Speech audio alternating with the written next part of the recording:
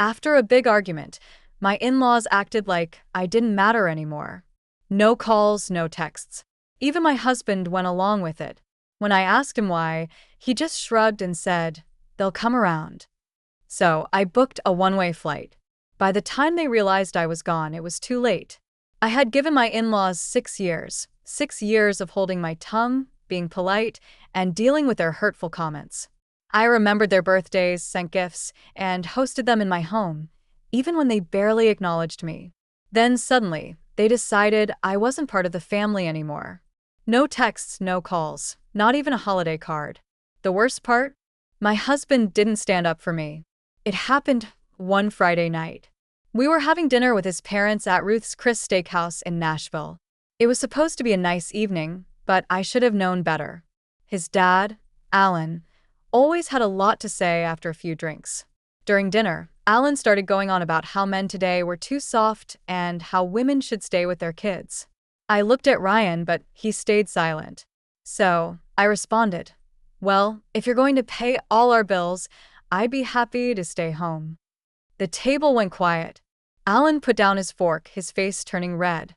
His mom, Patricia, sighed like I had embarrassed them. Alan growled, "You're disrespectful. You don't appreciate what this family does for you." I blinked. "What exactly have you done for me?"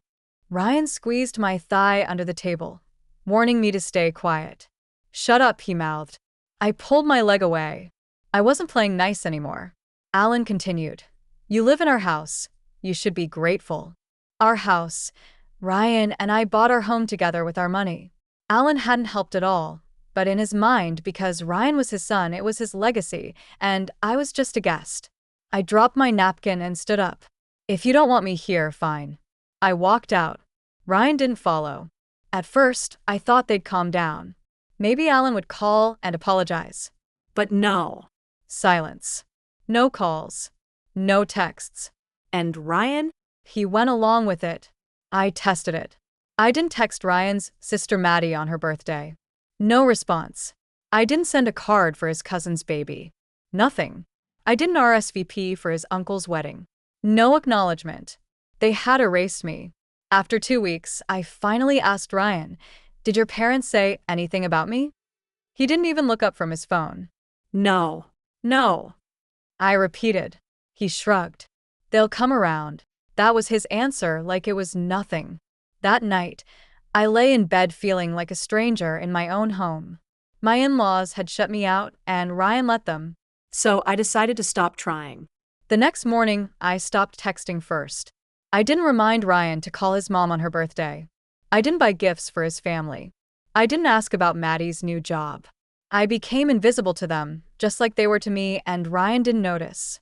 One night, I came home late from work, and Ryan, confused, asked, "Did you forget to cook?" I dropped my bag by the door. "No, I just figured since I don't exist, my cooking shouldn't either." He laughed. "You're still mad about my parents?" "Still mad." I didn't respond. I just walked into the bedroom and locked the door. The next morning, I made a few calls. First to a lawyer, not for divorce, not yet, but to make sure my finances were okay. Second, to a recruiter. I had a remote marketing job, but started looking for better offers somewhere far from Tennessee. Third, to a real estate agent. By the end of the week, I had a one-way ticket to Seattle and a lease for a townhouse in Fremont. Ryan didn't notice a thing. 2 weeks later, I was ready to go. When Ryan came home, I was standing in the kitchen with 3 suitcases and a folder of legal papers. He frowned. "What's all this?" "I'm leaving." He looked confused. "Leaving? For what? Seattle? For how long?" I tilted my head. He actually laughed like I was joking. "You're being dramatic." I picked up my suitcase and walked toward the door. He didn't follow. 2 weeks later, Ryan called. By then, I was in my new townhouse, sipping coffee on my balcony. His voice was strained. "Are you seriously doing this?" I took a slow sip of coffee. "I thought you said they'd come around." Silence. "I didn't think you'd actually leave." "Well," I said, "you didn't think about me at all, did you?" More silence. Then, "Just come home." Home. I didn't have a home there, just a house full of people who didn't see me. And just like that, my phone started ringing. First, his mom emailed, "You're breaking up this family. How could you do this to Ryan?" Then his dad texted, "This is childish. Come back and fix this." Oh, now I existed. I sent a single reply to his mother. "If you truly cared, you would have reached out before I left." Then I blocked them all. I should have known they wouldn't let me go so easily. For a brief moment, I thought I had won, that I had escaped. But I was wrong. I underestimated them. First, it was emails, then phone calls. And when I didn't respond, they sent Ryan. It was a Sunday afternoon. I had just finished setting up my new place, a small townhouse in Vermont with a view of the water. My new life felt calm, like I could finally breathe.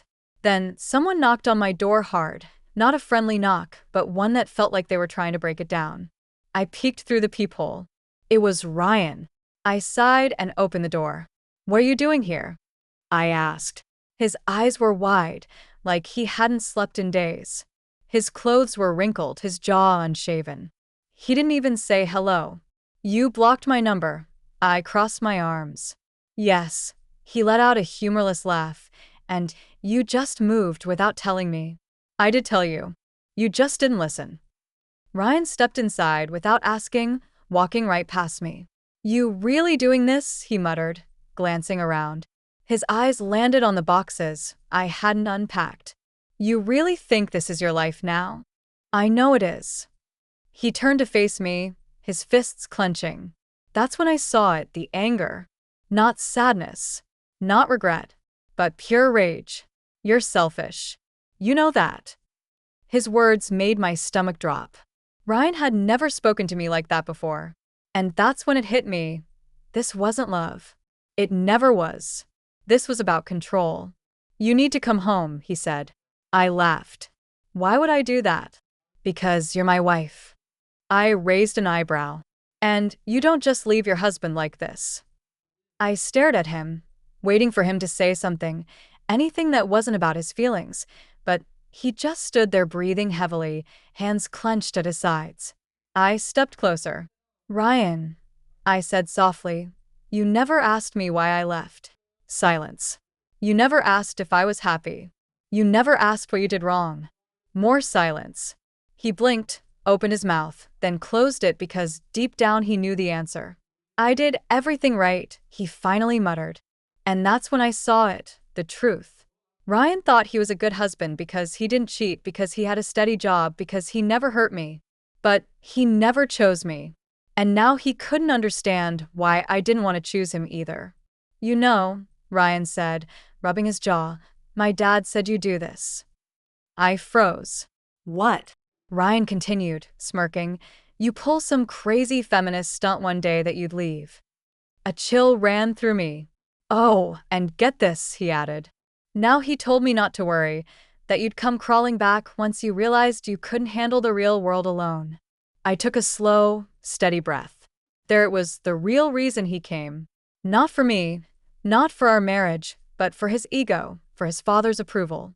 Alan had told him to wait it out, that I'd fail, that I'd come crawling back humiliated. And Ryan? He wanted to watch it happen. I clenched my jaw. "You need to leave." He shook his head. "You're making a mistake." "No, Ryan." I stepped forward, meeting his eyes. "The mistake was ever believing you gave a damn about me." He stared at me for a long time, then did the one thing I wasn't expecting. He smirked and said, "You should check your bank account." After Ryan left, I grabbed my laptop and logged into my bank.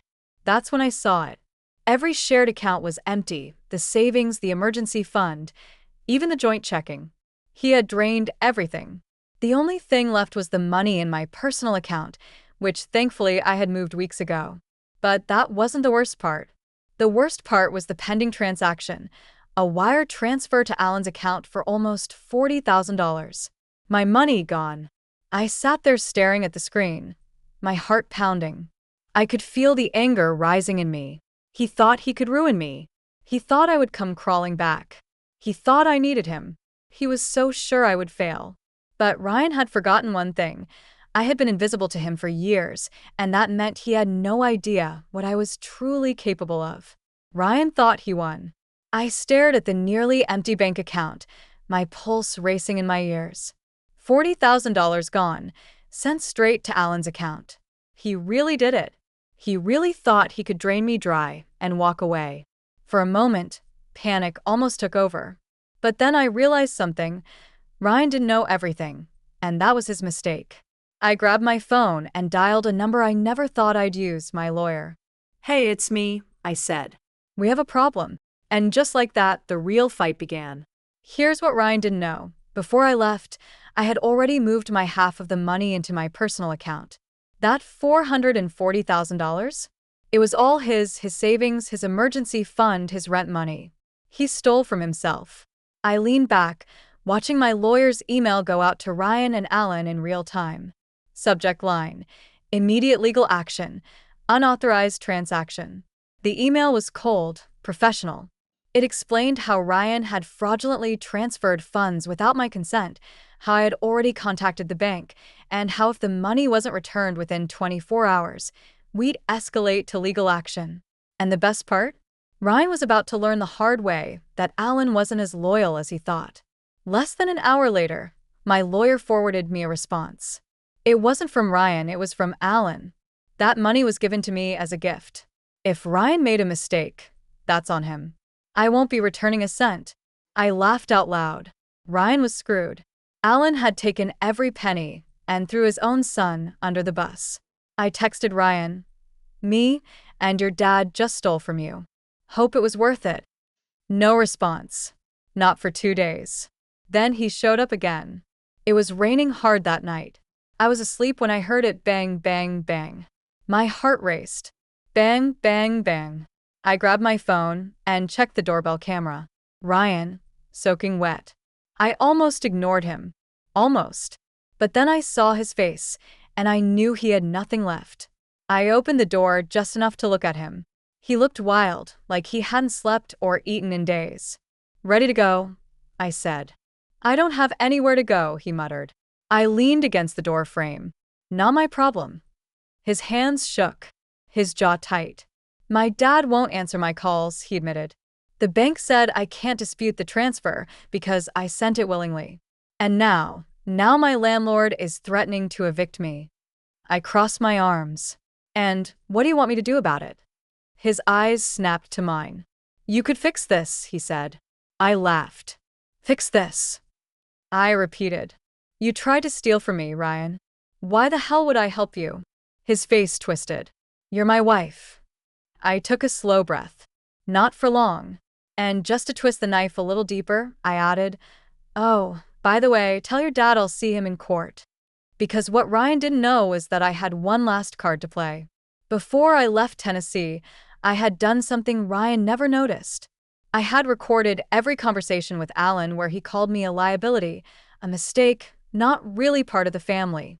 I had emails from Patricia saying women shouldn't have separate bank accounts. I had texts from Maddie calling me crazy and a gold digger, even though I had paid for half of everything in my marriage. And I had one big piece of evidence, a voicemail from Alan saying, "Don't worry about the money, son. If she fights back, we'll make sure she walks away with nothing." Ryan had no idea I had proof. And when my lawyer sent that final email, including the recording, Alan was suddenly very eager to settle. Ryan thought I was bluffing. Alan thought his money and connections would protect him. They both thought I was the weak one. But now, everything was about to come crashing down. And I would be the one lighting the match. I was sitting on my couch, sipping my coffee, when my lawyer called. "We have a settlement meeting," he said. I leaned forward. "With who?" "Ryan, Alan, their attorney. They're offering a deal." I smiled because I knew exactly what that meant. Alan was panicking. He must have realized that the voicemail, his own words, was enough to burn him in court. Maybe his business partners found out. Maybe Ryan had finally figured out he'd been played. Did it matter? They wanted a way out, so I gave them one. I agreed to meet them, but only on my terms. We met at a law firm downtown, in a big conference room with windows that looked out over the city. Alan sat at the head of the table, arms crossed, looking angry. Ryan sat next to him, looking lost, unsure whether to be mad, embarrassed or scared. I sat across from them with my lawyer next to me. Alan's lawyer, a well-dressed man in a navy suit, cleared his throat. My clients, he began, are offering a financial settlement in exchange for a non-disclosure agreement. They admit the way they handled the transfer was a mistake, and they're willing to return part of the money. I raised an eyebrow. Part? I asked. Alan spoke up for the first time, his voice tight with anger. You're not getting all of it, he snapped. You left my son. You walked out on your marriage. Why should we give you anything? I took a slow breath and pulled out a folder from my bag. Because I said, sliding it across the table, if you don't, I'll release these. Alan's lawyer opened the folder, flipping through printouts of emails, text messages, and everything terrible Alan had ever said about me. Ryan stiffened when he saw the texts, the ones where he made fun of me to his dad, saying, she'll never leave, she's too emotional. The ones where they called me a waste of a wife and joked about ruining me if I ever fought back. Alan's lawyer looked shocked. You recorded these? He asked, flipping through the pages. Alan slammed the folder shut. You wouldn't dare. I smiled. Try me. Ryan finally spoke up. You planned this, he muttered, shaking his head. You planned all of this. I turned to him. You really think I wanted this? You left me, he said, his voice full of frustration. No, Ryan. I said, he let me leave. There was a long silence. Ryan looked at Alan, then back at me. For the first time, I saw doubt in his eyes. He was starting to realize how his father had used him, how Alan never cared about him, just about controlling him. Ryan swallowed hard. You want to destroy my family? No, I said, standing up. Your family destroyed itself. I grabbed my bag. Now you can either sign the agreement and give me what I'm owed, or you can watch me drag your family through the mud. Alan glared at me, but I could see he knew he had lost. They signed. I got every penny back, plus some extra for damages, in exchange for not making the evidence public. Ryan left without saying a word to me, not even looking back. As for Alan, well, 2 days later, he got fired from his company after someone leaked those messages. It wasn't me, but someone. Maybe Maddie, maybe one of Alan's friends, maybe it was just karma. Either way, Alan lost his job, his reputation, and his power. Ryan tried calling me once and left a voicemail. I don't know what to do anymore. I never called him back. I spent 6 years trying to fit into that family. Turns out the best thing I ever did was walk away. Because now I live on my own terms. And they? They don't exist to me anymore.